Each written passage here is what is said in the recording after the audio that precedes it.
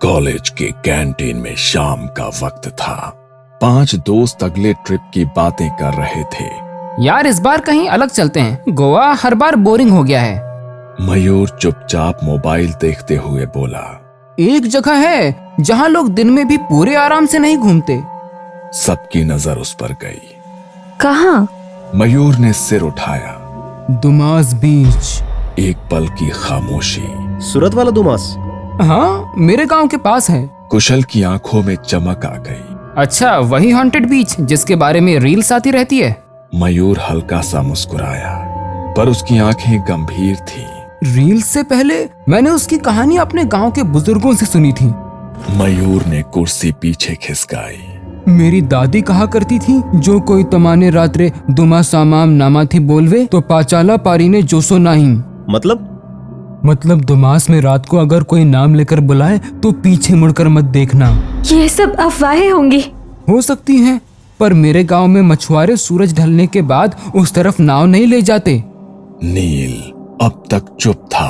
उसने बस इतना कहा, हर कहानी ऐसे ही शुरू होती है, पहले डर फिर उत्सुकता। तो यार वहीं चलते हैं ना, वैसे भी ट्रिप तो प्लान कर ही रहे हैं, साथ ही मयूर का गांव भी देख लेंगे। नहीं, ऐसी जगहों पर जाना कोई समझदारी नहीं है। हाँ, मैं बिल्कुल नहीं आऊंगी अगर वहाँ रात रुकना हुआ। नील कुछ नहीं बोला। उसके चेहरे पर ना हाँ थी ना ही ना। मेरे गांव के घर में रुक सकते हैं, वहाँ से बीच कुछ 2 घंटे है, बस देखने चले जाएंगे। एग्जैक्टली, बस देखने। सिर्फ दिन में, शाम होने से पहले वहाँ से निकल आएंगे। हाँ, कोई एडवेंचर नहीं। सबने हामी भरी। शुक्रवार सुबह की ट्रेन की सीटें, हंसी मजाक, चाय और फोन। शाम होते होते वो मयूर के गांव पहुंच गए। गांव शांत था, हवा में मिट्टी की गंध थी। सभी फ्रेश होकर बाहर आए। तभी कुशल बोला, चलो अभी चलते हैं दुमास। नहीं, हमने तय किया था दिन में। रात को जाने का कोई सवाल ही नहीं है। मयूर ने भी सिर हिला दिया। कुशल निराश हुआ पर मान गया। अगली दोपहर उन्होंने ऑटो पकड़ी और 2 घंटे बाद दुमास बीच पहुंच गए। बीच लोगों से भरा हुआ था।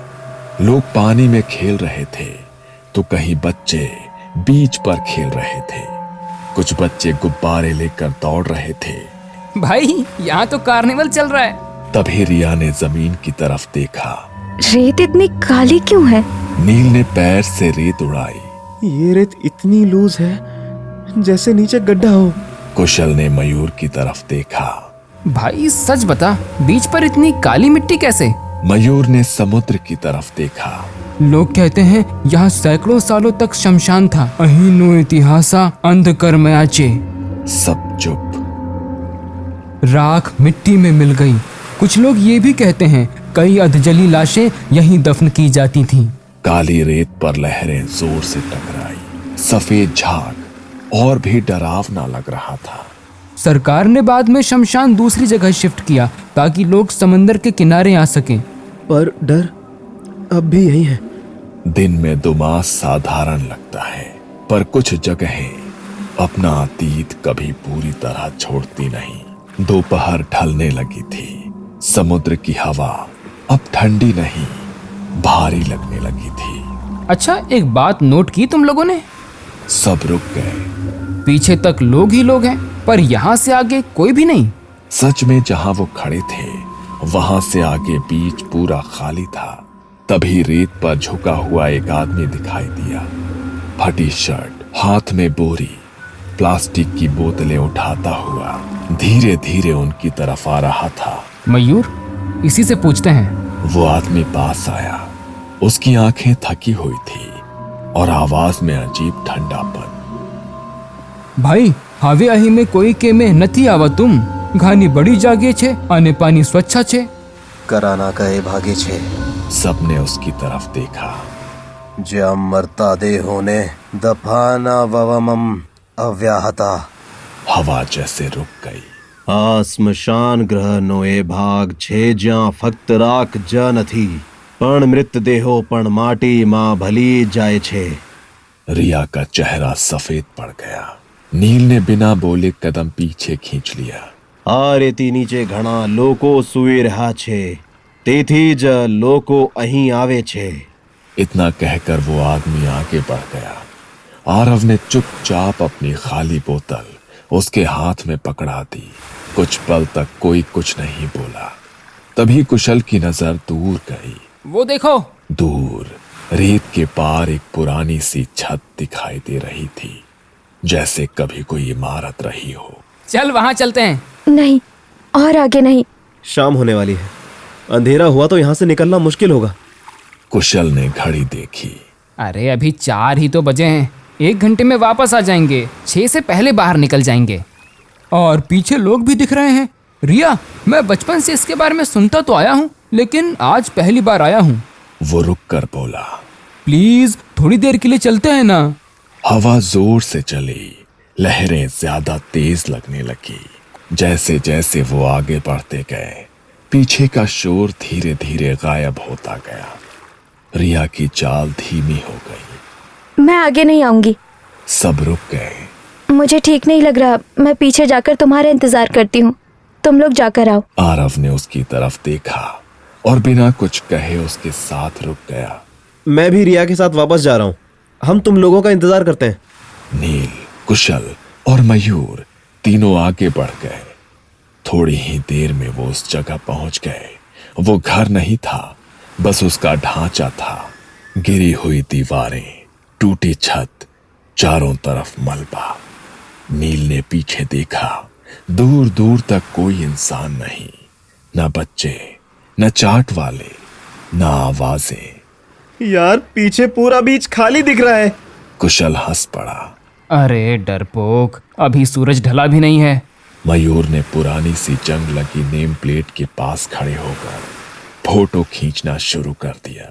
उस पर लिखा था, दुमास बीच, शमशान भूमि अधिकृत क्षेत्र। नील, अगर जाना है तो जा, हम आते हैं थोड़ी देर में।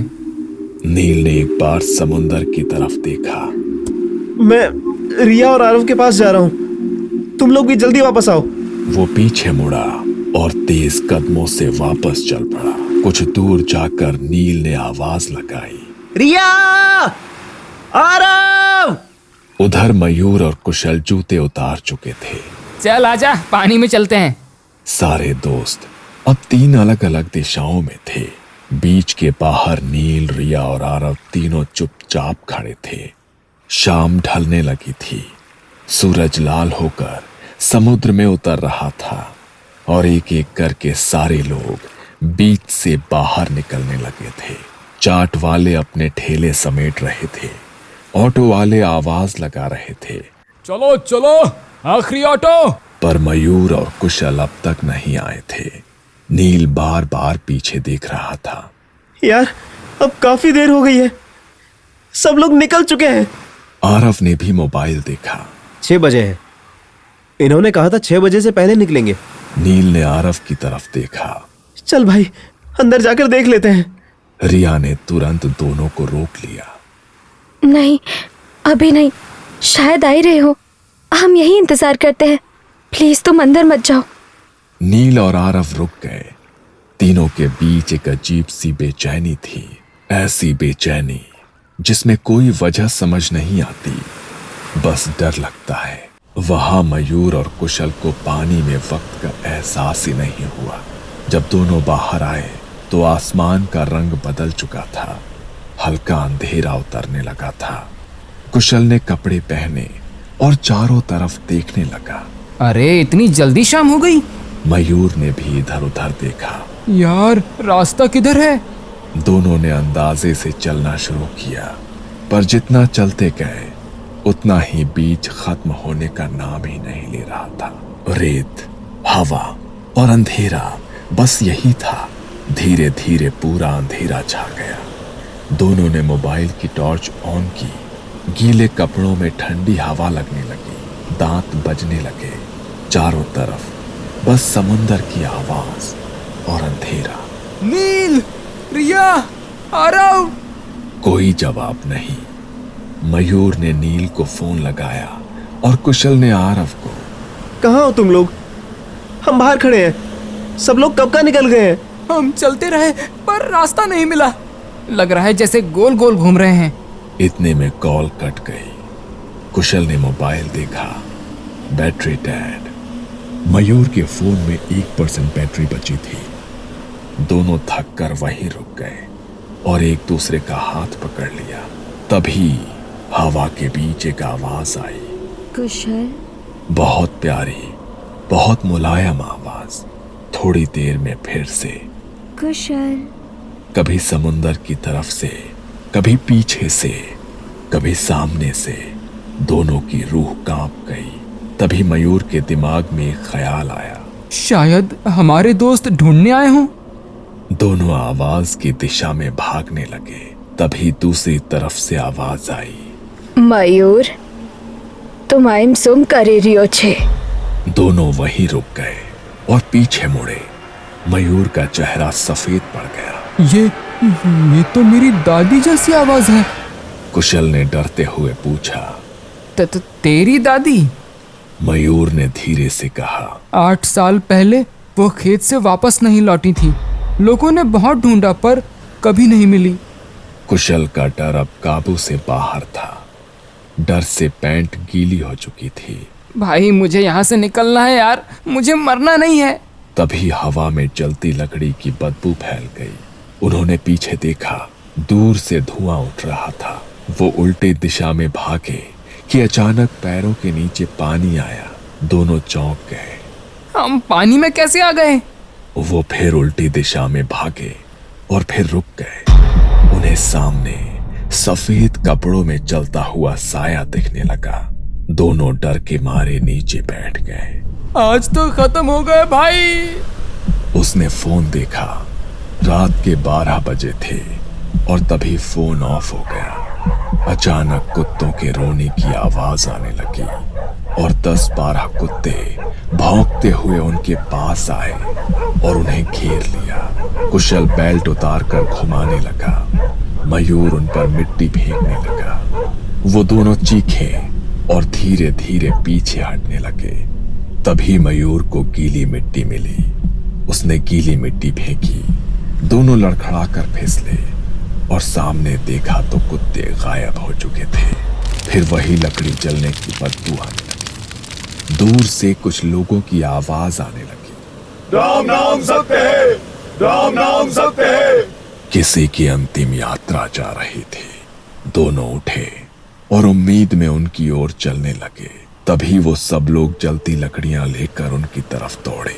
मयूर और कुशल पीछे मुड़कर भागने लगे और पानी के पास पहुंचे। उन्होंने पीछे देखा, लोग अभी भी चिल्लाकर उनकी ओर आ रहे थे। वो दोनों पानी के अंदर भागे और फिर पीछे देखा तो कोई नहीं था। तभी समुंदर से एक विशाल चमकती हुई आकृति उठी। दोनों थकान से चीख भी नहीं पाए, बस भागते हुए बाहर आए। तभी फिर से कुत्ते भौंकने की आवाज आने लगी। जलती लाशों की बदबू, राम नाम सत्य की आवाजें, सारी चीजें एक साथ होने लगी। थकान से उन्हें चक्कर आने लगे और दोनों नीचे गिर पड़े और बेहोश हो गए। अगली सुबह नील, रिया, आरव, मयूर के मामा और पुलिस के साथ बीच पर पहुंचे, उस पुरानी इमारत के पास जहां कुशल और मयूर गए थे। पर वहां पर कोई नहीं था। वो उन्हें ढूंढते हुए आगे गए। कुछ दूर पानी के किनारे मयूर और कुशल बेहोश पड़े मिले। उनके कपड़े गीले थे, शरीर पर रेत चिपकी थी। उन्होंने दोनों को उठाकर घर लाया। उन्हें दोपहर में होश आया, तब उन्हें तेज बुखार था। मयूर के मामा शाम को डॉक्टर को ले आए और उन्हें दवाइयां दी। रात को जब बुखार उतरा तो उन्होंने डर डर कर कल रात की पूरी कहानी सुनाई। रात में अभी भी शमशान है। मयूर आज भी जलती लकड़ी की बदबू से नींद में चिल्ला उठता है।